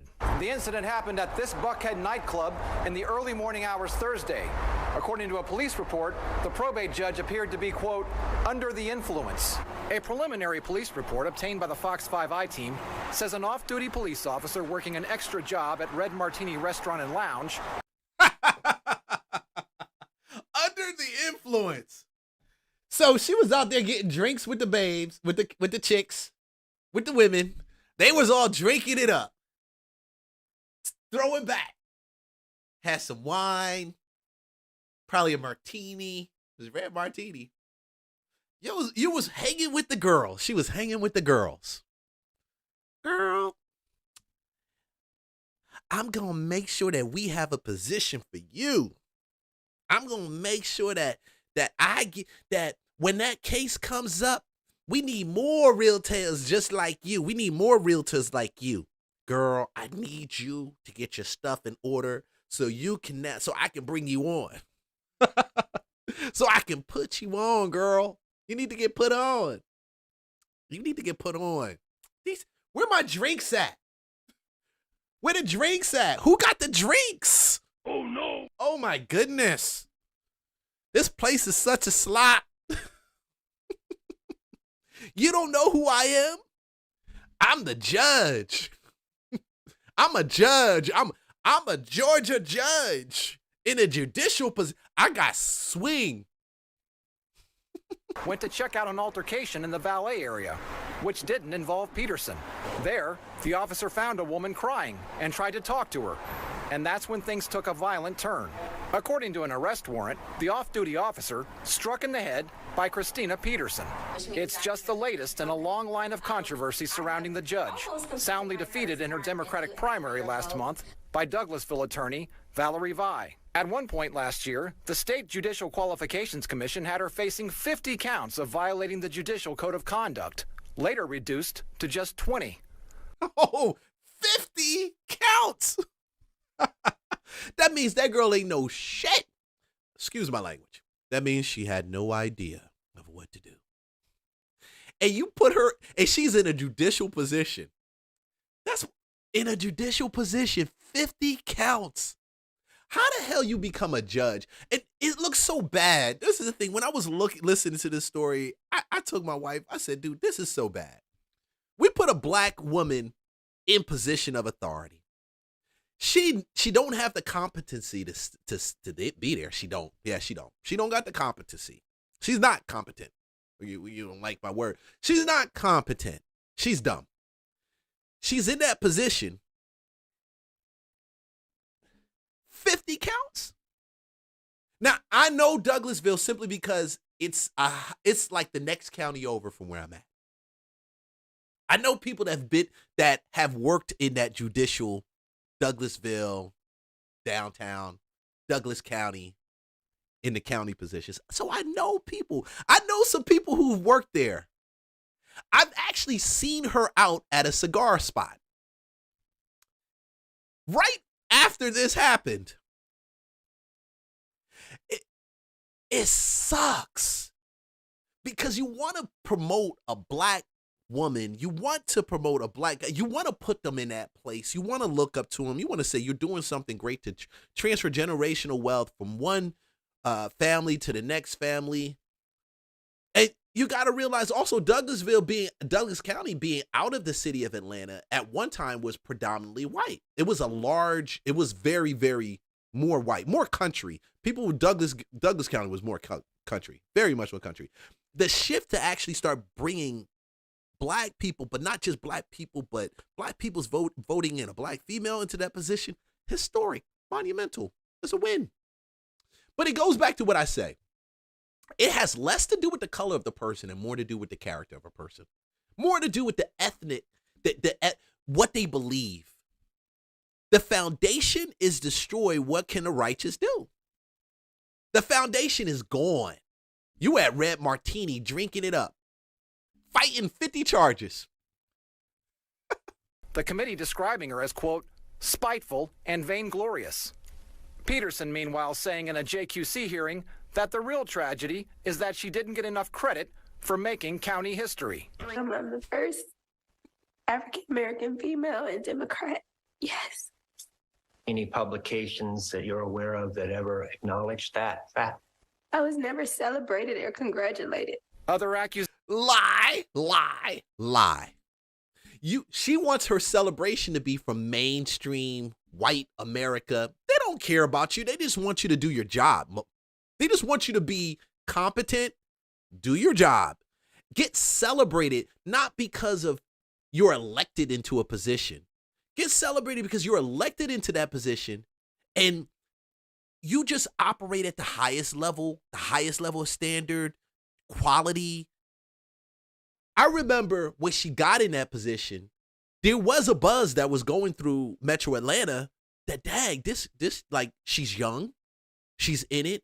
We're going to see some young blood on the judicial stand, and this will open up the door for other judicial positions in the state of Georgia, in some counties that historically have been predominantly white.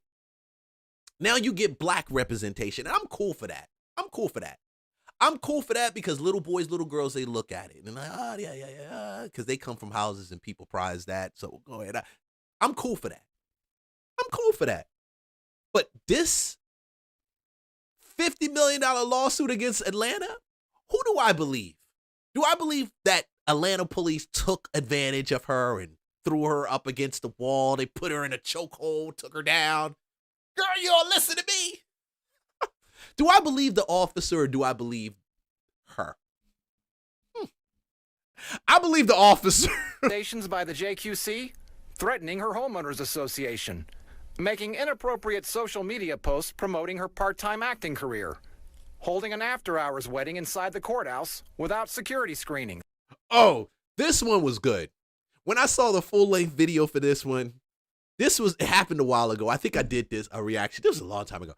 When I saw the full-length video of this one, I said, damn, it pays to know a judge, right? She's basically showing you that she can be bored. And she's trying to be Black Hollywood at the same time. You're doing too much. I said it at the beginning. She's doing way, way too much. And violating the rights of a Henry County mother by ordering her jailed for trying to amend her marriage license. That mother ordered jailed for 48 hours, then fined $500 for contempt. Before her arrest, Peterson had been expecting a decision this month from the Georgia Supreme Court on whether to remove her from office. You can read the record, it's available. So I have good faith in the Supreme Court that they'll read the record and make an actual viable opinion. Now, there's more to this story. Police documents say that after striking the officer, Judge Peterson wouldn't give her name, with officers fingerprinting her at the jail, but her name not coming back on file. The report says she told the officers to call a sergeant who told them she's a Douglas County judge.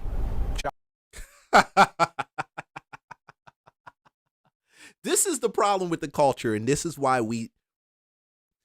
a good amount of us who actually know better, and we understand and we see it, we need to say something about it. We need to applaud the people who do right, and we need to definitely talk about the people that's out here wilding. For some reason, they think that this is acceptable behavior, and she does have people that rally for her. She had people that were backing her. Oh, no.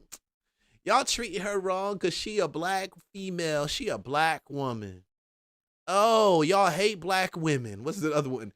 Black women did so much for the country. Y'all just hate them. Nah, sis. We don't hate black women. We just don't like black women like that. We just don't like that type of buffoonery. Can we just go to work, come home, pay our bills, and live life? Can we just have why does it have to be drama? Why does it have to be drama? Why is it that every time we come in and they see you come in, you ain't representing? I don't care if I walk in the room and they look at me and they say, oh, that's a black guy. He's probably a thug or he's whatever. Their thoughts, perceptions mean little to me. It means shit to me. The only one that means to me in thought perception is what God, how he feels and what he thinks about me. Why can't that be enough? Why we gotta go and try to make people that don't look like us love us? And then why can't we just do our job? Why we gotta be extra? Now, why we gotta come back after you've been kicked out of your position as a judge? You're no longer in that position.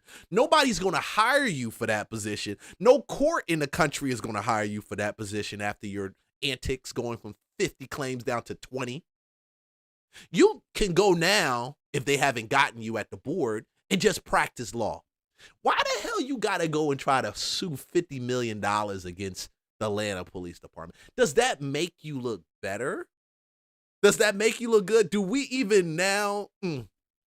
And you know what's so crazy? You know what's so insane?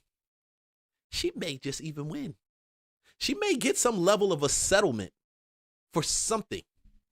Because you got Andre Dickinson right over there as the mayor of Atlanta. And you got a bunch of other people. It's almost like the snake chasing his tail. You got Democrats in office running Atlanta, and now you got a black judge who got kicked out. She's not a judge no more, suing the city because they treated her wrong as a black woman when they stopped her. Damn, nobody told this woman that every time one of us gets stopped, we got to give our ID and we got to say who we are. We got to let them know our name. They got to be able to identify us. This is living in Atlanta. This is the antics that we deal with. This is the show. And I still love this city. And I wouldn't trade it in for any other place. I'm telling you, I wouldn't. Some people don't like it. I wouldn't do it. Just not me. Just not my thing.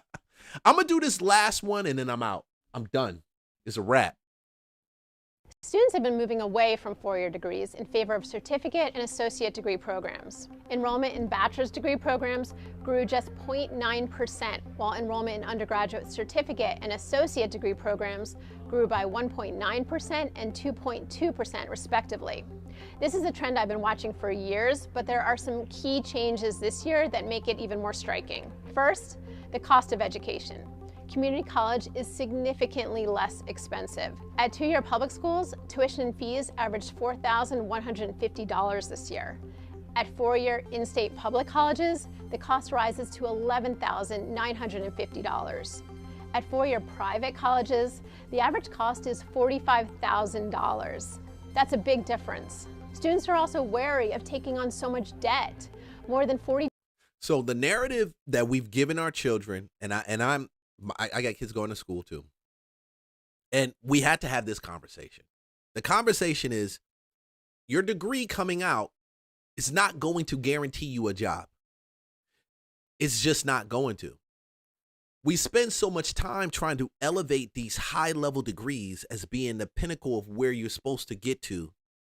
And we totally ignore the gifts, the talent and skills, the gifts and the talents that God has given you and the skills that you can acquire to wrap and accompany them for you to wrap them in and accompany them so you can build the type of life that God wants you to live. We give our kids these fake, fraudulent perceptions and load them up with debt, riddled with debt on record highs. I had to go to the military because my uncle said, you want to go to college? Somebody got to pay for it and they pay for it. So I took my butt there. That was the only way. I had to exchange. Now, I thought it was the most coolest thing in the world. Don't get it twisted. Shoot. That was the Army. All right? Dude, I thought it was dope. I get to blow up stuff, which I did, and shoot guns. Oh, yes. But that's me. Right now, we're in a place where these kids got to decide between, am I going to spend to get a 4-year degree? What is it going to look like in the next 4 years? One thing we definitely know is that AI is coming. No, AI is here, and it's expanding really, really fast. We do them an injustice to tell them that the pathway to the American dream is a 4-year degree. That's not the pathway to American dream. If anything, it's not even owning a home, which a lot of realtors want to tell you. They want to advocate for it. Owning a home, that's the American dream. No, that's your commission. That's not true. It is more importantly now to build streams of income and manage your business where your streams of income aren't tainted or can be grown in the midst of like this economy that we have that's coming on us fast. We got to teach our children that. We're teaching them that means they learn, they have creativity in them, God-given, and they have to tap into it. And a degree, a piece of paper, no different than the money that you even make with that piece of paper, it is not the answer. It's not the answer. Tapping into your gifts and your skills, your creativity, that relationship with God, connecting with him, knowing what you're supposed to do with your life, all those things that's the answer. And I always will advocate that because I've been all over the globe. I ran from God, ran to God, ducked God, didn't understand God. Then you start understanding him. Not as bad as I thought it was. What are all these people talking about? Talk about stuff they don't know. They never experienced. They never experienced it. So to say that your kids should go to school and get a 4-year degree, which I got friends right now, they're sending their kids to school. They send them to college, 4-year degree. I told my daughter, if you're not paying for it, if you don't have enough grants, scholarships to back it, you probably don't need to be there. And that's hard for some people. But isn't that no different than buying a house and you don't have the money to pay for it? You probably don't need to be there. Hold on. Isn't that no different than you getting a car and you got a car note and you have it and it's freaking breaking your pockets? You don't need to be there. You probably shouldn't have gotten it. You probably need to do something different. You probably need to sell it. Why is it different now when it comes to education? Oh, it's education is benefiting you. But I keep saying, I don't want to buy a car and I got a family of 6 or 5 or 4, whatever. I got a large family. You don't want to have a large family and you're driving a freaking Mini Cooper. That's no different. Just because the Cooper looks fly doesn't mean that you need to own it. You need to find a minivan. You need to get a truck. You need to get something that will accommodate your family. That logic is the logic that we lean towards. Because it's really simple. Unless God tells you to go, and I believe when he sends you, he'll provide provision. This is why I say the culture doesn't care about God. It doesn't care about purpose or design. That has no care about it. It's totally infiltrated with the mentality that we're owed something. And so we got to go get it. We got to find out more about ourselves to know what to get. Not everything that sparkles, you really don't need to get. No. You need to go get it. They owe it to you. This paper's going to get you respect from the white man. The white man don't even care about you. He ain't even clocking you. He ain't even clocking you. He teaching his kids to be creative and go out there and build businesses. Or they're teaching their kids maybe to live off the system. I don't know. But for a large part, to add value in exchange for value. That's it. And sometimes that doesn't mean you have to have a 4-year degree to do it. 2 million Americans hold student loans with outstanding debt exceeding $1.6 trillion. Among borrowers, 77% report that student debt is a huge burden, and 63% say that their education was not worth the impact that debt had on their overall well-being. Some college graduates are also finding it harder to land jobs, as a portion of entry-level positions are increasingly displaced by artificial intelligence. AI is one of many factors that is impacting the job market currently. Of course, there's a lot going on with the economy. There's a lot going on with the federal administration at the moment. And then AI, of course, is emerging and changing and redefining what jobs will look like, especially for early talent. So AI certainly is playing a role in the experience many of our students are facing. The current administration is also incentivizing short-term training programs. Under President Donald Trump's One Big Beautiful Bill passed by Congress last July, students enrolling in workforce training programs at community colleges are now eligible for Pell Grants, a form of aid awarded solely based on financial need. Some experts I talked to told me that this is especially valuable for students concerned about the cost of schooling. However, the shift toward short-term programs could add to revenue strain at four-year colleges, worsening enrollment declines and rising costs. This isn't just bad news for colleges. It could also hurt the job market over time. While college graduates are currently struggling to find work, that may change. And it could be even more important to have a four-year degree going forward. Georgetown University projects that by 2031, 42% of jobs will require at least a bachelor's degree. And this is the confusion. When I watched this whole article, then at the end she says, oh, well, a four-year degree may be necessary at the end anyway. 2031 requires at least a bachelor's degree. It requires a that's great, but there probably will be a requirement for bachelor's degrees. But the question is, will there be enough jobs that require bachelor's degrees to meet the people with bachelor degrees? That's really it. Will there be enough jobs? We do a disservice to our children without teaching. When we forget about this thing, we don't have these conversations. We do a disservice. My parents didn't have it. They didn't know what really to have a conversation about it, even though they both had their degrees. But they didn't know what to make of me. Every child is built different. One thing is true, the creativity that you have in school doesn't incentivize. School doesn't incentivize that. School, if in many ways, and it's not just a black thing, it's not just a white thing. In many ways, school, a four-year degree in school, can actually cripple your creativity. Can actually, if you're not someone that's creative and you're building systems, you're building programs, you're building value, you can go through a four-year degree, graduate, and think and believe that you're entitled to something, and that's it, and you limit and you stop your thinking at that four-year degree. You never go and venture out to any level of creativity. Therefore, now people aren't blessed.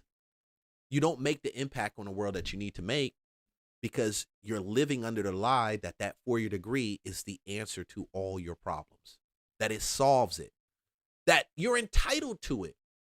So you become one of those attorneys that come out and become a judge, and you become a judge like in Atlanta, and you think you're entitled to something. I know that when I'm given something, the work actually begins. And even when I win and I score and I'm in a good place, the work still begins from there. There's tears to it. Man, let me throw this up here. I said that was going to be the last one, but this ain't. Women typically want and need the emotional security from men. They also need that bond of equals, knowing that we will share responsibilities and you're not superior to me. You're not treating me like I'm inferior to you. Women typically want men who can appreciate her delicacy and not mishandling her, to understand that she's soft girl era. And I'm all for it. I'm all for it. Because there are women that need to be handled by a man delicately, like the flower she is. Like the flower she is. And then, unfortunately, women, there are some men that don't even know how to handle you. That's the truth. They have no idea, no concept. Their papa ain't teach them. Damn well they don't. They just in freaking rebellion. That's all it is. Oh, no. All right? But she's right. That's what I'm for it, and I'm saying it because I believe in the black culture, I believe that we still need to have babies. We still got to find the right woman. We still got to breed a family, because if you do not, you will slowly see it start to die off. That's why you can have people in the Islamic faith come in and y'all love them and y'all breed. Oh, yeah. They believe in breeding and having babies. Okay? And getting with women that have very soft and feminine natures about them, that want the man to lead, And you don't have to be Islamic to do that. You don't even have to be Christian to do that. And I'm advocating. I'm always about coming over to the Lord and Savior Jesus Christ. But men, y'all got to respect this, and y'all got to stop arguing with these women on this. You got to stop thinking that just because a woman is feminine and she wants a man that's masculine and she wants to be in her feminine energy, that means she wants you to take care of her. Listen, if you choose to bring her on board, damn, you need to take care of her. That's the fact, okay? But don't automatically throw it out and say because she's talking like that, oh, she's only after your money. You need better discernment. And better discernment only comes from spending time with the Father. Because you're going to miss it. A good woman is as good as the bag. I'm telling you, a good woman is as good as a bag. I'm going to tell you it again. A good woman can be as good as a good bag. Bro, listen. Oh, no. Disagree with me as much as you want. You spend more time looking at her and less time looking at you, fellas. You can't focus on her and then say you focus on you. But when you focus on you, when you focus on your relationship, guess what? Your discernment is going to jump. You're going to be able to pick the right one. And if she don't come and it ain't the right one, you just keep running it back up until you get the right one. The woman, seeing her, giving her that compassion, that trustworthiness. A lot of women are looking for that, just to add on. Yeah. Guys, man, hey, it was a great show. Thanks for joining me. Like, subscribe, follow for more content. I would definitely see you guys on the next show. And remember who you are in Jesus. And remember that God loves you. You guys have a great day. Be blessed.